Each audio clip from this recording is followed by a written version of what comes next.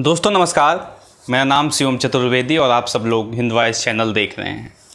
दोस्तों एक खबर है, ब्राज़ील के प्रेसिडेंट जेयर बोल्सोनारो वो कोविड-19 पॉजिटिव पाए गए हैं। और खबर ये नहीं है, महत्वपूर्ण ये नहीं है कि वो कोविड-19 पॉजिटिव पाए गए हैं कि नहीं पाए गए हैं।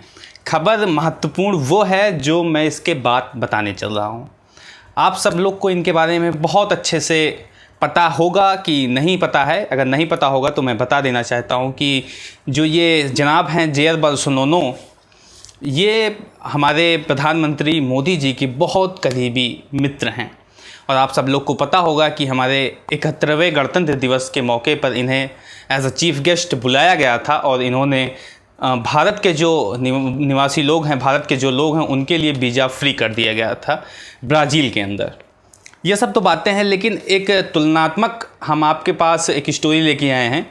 उससे मैं ये तुलना करने की कोशिश करूँगा कि जो मित्रता दोनों लोग के बीच में है, भारत के प्रधानमंत्री माननीय नरेंद्र मोदी और ब्राज़ील के राष्ट्रपति माननीय जेयर बोल्सोनारो, इन दोनों लोगों के बीच में जो मित्रता है, इसको लेकर एक तुलनात्मक यहाँ पे एक स्टोरी है। इसको आप सब लोग समझ लीजिए कि दोनों लोग अपने अपने देशों में किस तरह से कोविड-19 के दौर में काम कर रहे हैं, इसको आप सब लोग समझिए। ब्राज़ील की हालत दोस्तों इस समय काफ़ी ज़्यादा ख़राब है कोविड-19 को लेकर, और वहाँ की जो टोटल टेस्ट पॉजिटिव पाए गए हैं उनकी संख्या लगभग 16 से 17 लाख के आसपास बताई जा रही है, और जो मरने वाले लोगों की संख्या है वो 65,000 पार कर चुकी है। तो आप ये कह सकते हैं कि वहाँ की जो सरकार है वहाँ के लोगों को केवल मरने के लिए छोड़ दी है। ऐसा आरोप वहाँ के लोगों द्वारा सरकार पर लगाया जा रहा है कि सरकार का जो रवैया कोविड-19 को लेकर, ब्राज़ील सरकार का जो रवैया रहा वो बिल्कुल भी सही नहीं रहा। वहाँ की जो सरकार जनता के लिए कोई भी ऐसा कदम नहीं उठाई जिससे कोविड-19 से लड़ने में मदद मिल सके। और एक तरफ दूसरी तरफ इसी खबर को देखा जाए अपने देश के अंदर माननीय प्रधानमंत्री मोदी जी को लेकर, तो उन्होंने भी अपने देश में यही स्थिति पैदा कर दी है। कोविड-19 के दौर में शुरुआत में तो बहुत बड़ी बातें की गई कि 18 दिन में महाभारत जीता गया था, 21 दिन में हम कोरोना से युद्ध जीत लेंगे।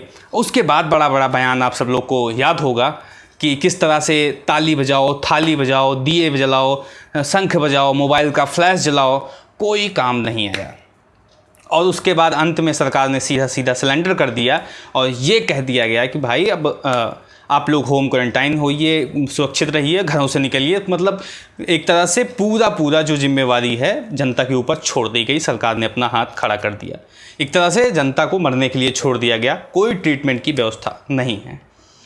तो जो कहीं ना कहीं जो समानता दोनों देशों में दिखाई पड़ रही है, यही समानता कहीं ना कहीं दोनों देशों के प्रधानमंत्रियों में भी दिखाई पड़ रही है कि जिस तरह से ब्राज़ील के जो राष्ट्रपति हैं जेयर बोल्सोनारो और हमारे देश के जो प्रधानमंत्री हैं माननीय नरेंद्र मोदी जी, ये समानता, ये मित्रता कहीं ना कहीं कुछ ना कुछ कहती ज़रूर है। तो इसको समझने की ज़रूरत है। इसको आप लोग समझिए कि ये जो मित्रता है कहीं ना कहीं किस तरह से आगे जा सकती है, और किस तरह से जो रवैया ब्राज़ील में हो रहा है वही स्थिति भारत में कब तक बन सकती है। तो क्या ये मित्रता कुछ कहती है और ये दोस्ती क्या कहती है, ये तो बात समझ में नहीं आती।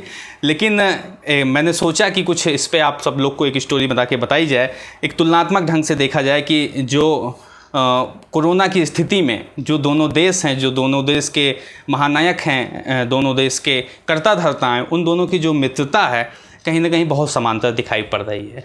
जिस तरह से कर्ता करनी वहाँ पे ब्राज़ील में उनकी जनाब की वहाँ के राष्ट्रपति जी की है, वही कर्ता धरनी इनकी यहाँ पे भारत के अंदर माननीय मोदी जी की है। तो दोस्तों मेरा ये विचार आया था कि आप सब लोग को ये जानकारी दे दी जाए, और इसी जानकारी के हवाले से थोड़ी सी खबर भी आप सब लोग के सामने प्रस्तुत कर दी। मिलते हैं दोस्तों इसी तरह किसी और वीडियो के साथ, तब तक के लिए नमस्कार।